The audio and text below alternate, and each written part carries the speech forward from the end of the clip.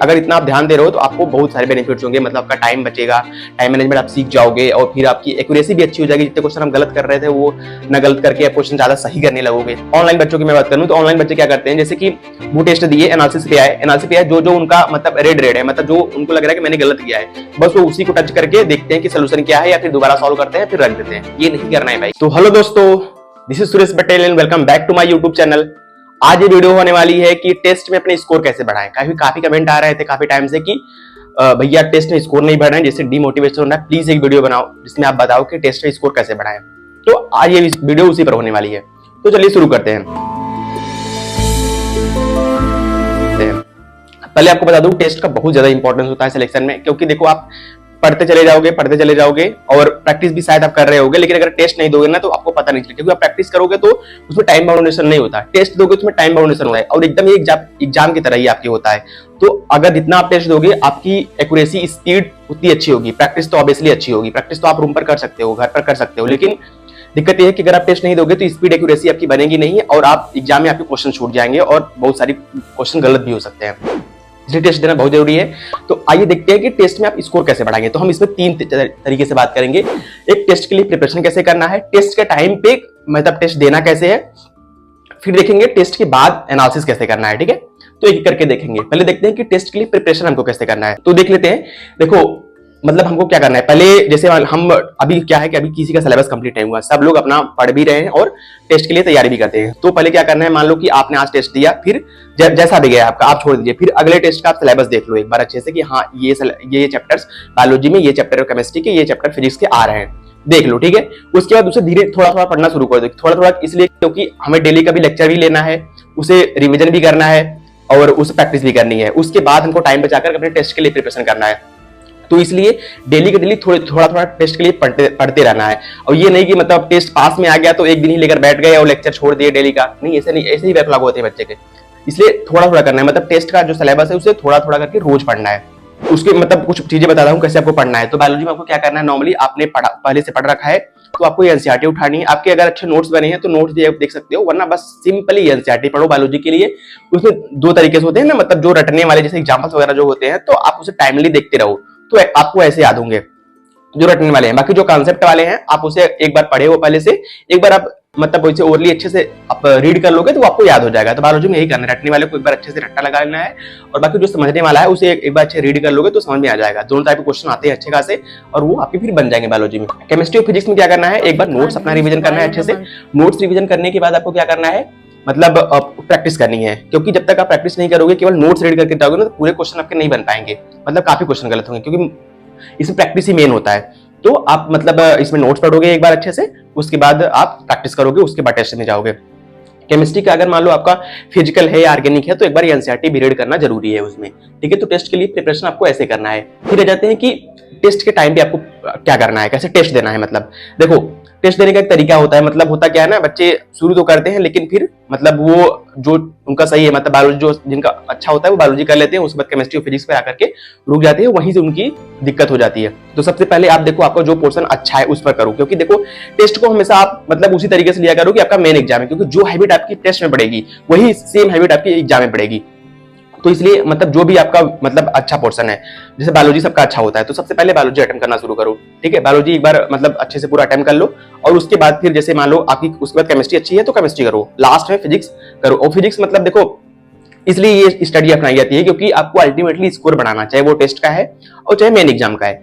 तो अगर मतलब आपका जो चीज अच्छा है, जैसे बायोलॉजी आपका अच्छा है, आप अल्टीमेटली अगर अच्छा स्कोर कर ले रहे हो ना तो आपके स्कोर बढ़ जाते हैं।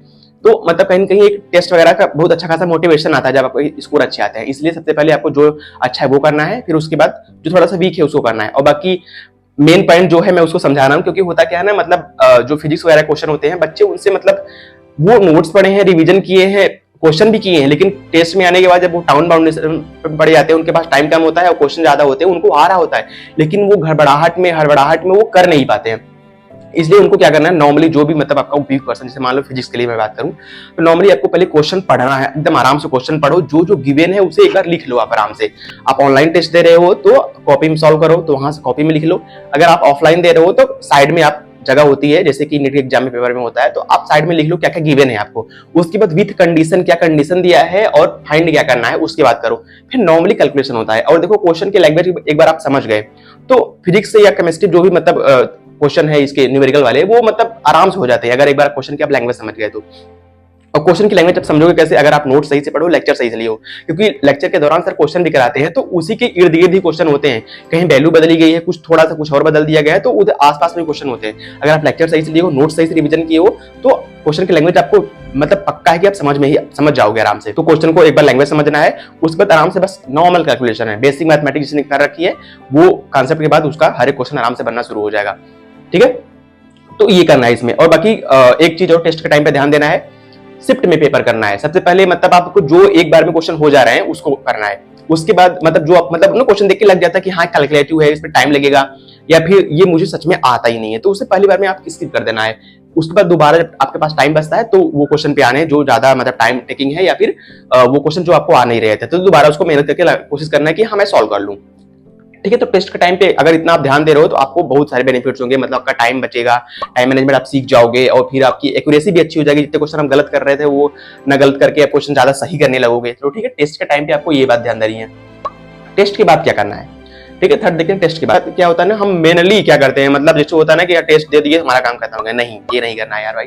तो टेस्ट के बाद ही हमारा असली खेल शुरू होता है, क्योंकि ये मतलब हम सीखने के लिए ही टेस्ट देते हैं ना। ठीक है, टेस्ट इसलिए देते हैं कि मतलब हम अपने आप को चेक करने के लिए देते हैं, तो हमेशा कोशिश करेंगे टेस्ट के बाद टेस्ट का एनालिसिस जरूर करेंगे। ठीक है, टेस्ट का एनालिसिस देखो, जो नहीं करते हैं वो टेस्ट का एनालिसिस करना शुरू कर दें, जो करते हैं वो उनका तरीका सही है कि नहीं मैं बता रहा हूं उस हिसाब से आप चेक कर लो।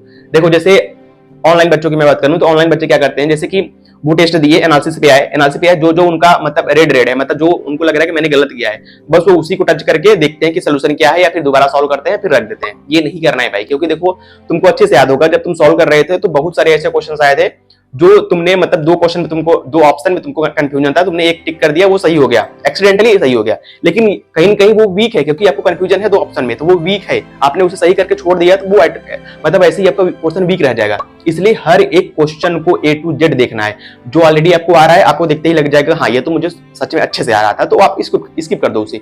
बाकी जो लग रहा है कि नहीं इसमें मतलब गलती सही हो गया है, मतलब मुझे कंफ्यूजन था, तो उसे सही कर लेना है। बाकी जो क्वेश्चन होते हैं ना हम मतलब लास्ट में तुक्के भी मार देते हैं कि चलो सही हो जाएगा, तो उनको भी करना है यार भाई, मतलब ये नहीं कि जो हमारे गलत हुए हैं मतलब बस वही करने हैं, क्योंकि एक्सीडेंटली जो क्वेश्चन गलत हो रहे हैं माल सही हो रहे हैं, मतलब आपने यहाँ तो सही कर लिया, बाकी मेन एग्जाम में गलत हो सकते हैं ना, इसलिए हर एक क्वेश्चन को बारी बारी एनालिसिस करना है और देखना है। ठीक है, एनालिसिस का तरीका यही है। ऑफलाइन बच्चों का क्या है, मतलब जैसे वो दे रहे हैं तो उनके पास तो कॉपी मतलब वो होता है टेस्ट पेपर, तो वो वहां अपना चेक कर सकते हैं कि हाँ कौन कौन क्वेश्चन गलत हो रहे हैं, उसे फिर देखना है। और जो भी पोर्शन मतलब एनालिसिस में हमको यही करना है, ध्यान देना है कि जिस पोर्शन से भी हमारा क्वेश्चन गलत हो रहा है या नहीं बन रहा है उस टॉपिक को दोबारा, अगर देखो कॉन्सेप्ट में तैयार है तो लेक्चर दोबारा लो भाई, और अगर नहीं मतलब टाइम है तो उसे टिक कर लो कि हाँ इसे मुझे बाद में देखना है लेक्चर इसका, या फिर अगर थोड़ा बहुत है तो नोट सही से पढ़ लो, फिर वो आपके क्वेश्चंस बनने लगेंगे। तो जहां जिस क्वेश्चन से जिस चैप्टर से भी आपके क्वेश्चन गलत हो रहे हैं टेस्ट में, तो उस पर ध्यान देना है कि हाँ ये मेरा वीक है और मतलब इस मुझे ध्यान देना है, दोबारा पढ़ना है, अच्छे से रिवीजन करना है। तो ठीक है, तो टेस्ट का एनालिसिस ऐसे करना है। और यार टेस्ट मतलब हम देते क्यों है पता है, देखो हम स्पीड देखते हैं, अपनी एक्यूरेसी देखते हैं, और फिर हम एनालिसिस करते हैं, देखते हैं लेवल की हमारी किस लेवल की प्रिपरेशन है, इसलिए तो टेस्ट देते हैं ना। तो अगर आप एनालिसिस टेस्ट का नहीं करोगे ना तो आपको दो चीजें तो मिल जाएगी, स्पीड एक्यूरेसी। स्पीड मतलब होता है कि आप कितने टाइम में कितने क्वेश्चन कर ले रहे हो, एक्यूरेसी का मतलब होता है कितना क्वेश्चन आपने किया था उसमें सही कितने क्वेश्चन किए थे, तो वो एक्यूरेसी होती है। तो मतलब अगर हम एनालिसिस नहीं करेंगे तो हमको दो चीज तो मिल जाएगी, स्पीड और एक्यूरेसी टेस्ट के हिसाब से, लेकिन हमको लेवल ऑफ प्रिपरेशन नहीं पता चलेगा ना किस लेवल की हमारी प्रिपरेशन है, क्योंकि हम देख एनालिसिस ही नहीं कर रहे हैं और जो क्वेश्चन हमारे गलत हो जा रहे हैं तो वो गलत ही है, वही क्वेश्चन एग्जाम में आ जाएंगे तो प्रॉब्लम हो जाती है। तो हमको तीनों चीज को फायदा लेना है, अपनी स्पीड भी बनानी है अच्छी, एक्यूरेसी भी बनानी है अपनी, और फिर किस लेवल की प्रिपरेशन हमको वो भी देखनी है। लास्ट में एक मोटिवेशनल पॉइंट बता दूं, देखो बहुत सारे ऐसे बच्चे होंगे जो अभी पहली बार प्रिपरेशन करना शुरू करे हैं, 11th 12th उनका बहुत ज्यादा वीक था, तो उनके स्कोर बहुत कम आ रहे होंगे टेस्ट में, तो उनको परेशान नहीं होना है, क्योंकि देखो अभी क्या है ना, हम कंटिन्यू लेक्चर ले रहे हो आप और रिवीजन कर रहे हो, उसके बाद जो टाइम बच रहा है उसमें आप टेस्ट के लिए प्रिपरेशन कर रहे हो, तो जरूरी नहीं है कि आप अच्छा ही कर पाओ। देखो आप कंटिन्यू लगे रहो, टेस्ट स्किप मत करना, जरूर टेस्ट देना, आपको जो भी स्कोर आ रहे हैं आप खुद के लिए मोटिवेशन करो ना यार, क्योंकि अभी आपके पास टाइम है, आप धीरे धीरे सिलेबस जब कवर कर लोगे ना तो आपके पास दो ही चीज बचेगा, रिवीजन और टेस्ट। उस समय आप अपना स्कोर अच्छे से देखिएगा, ठीक है। तो अभी आप टेस्ट दो, स्किप मत करो, बाकी उसे डिमोटिवेशन में मत लो, जो भी आपकी स्कोर आ रहे हैं कंटिन्यूअसली मेहनत करो और लगे रहो, ठीक है। क्योंकि मतलब होता है बच्चों का, यार अभी भैया मेरे 350 मार्क्स आ रहे हैं, इतना ही काम आ रहे हैं तो क्या होगा मेरा। नहीं यार, आप कंटिन्यूस अगर लगे रहोगे तो एक टाइम के बाद आपका, क्योंकि अच्छा खासा टाइम होता है सिलेबस कंप्लीट करने के बाद तो रिवीजन करने का और टेस्ट देने का, तो उसमें स्कोर एक्सीडेंटली अच्छे से बढ़ते हैं, ठीक है। तो डिमोटिवेट नहीं होना है, जितने भी जिनके मार्क्स आ रहे हैं वो कंटिन्यूसली लगे रहो, मेहनत करो, पक्का मार्क्स आपके बढ़ेंगे, ठीक है। तो ये रही आपकी टेस्ट के लिए स्ट्रैटेजी। कैसी लगी कमेंट करके बताइए। मिलते हैं अगले वीडियो में, तब तक के लिए ओके बाय।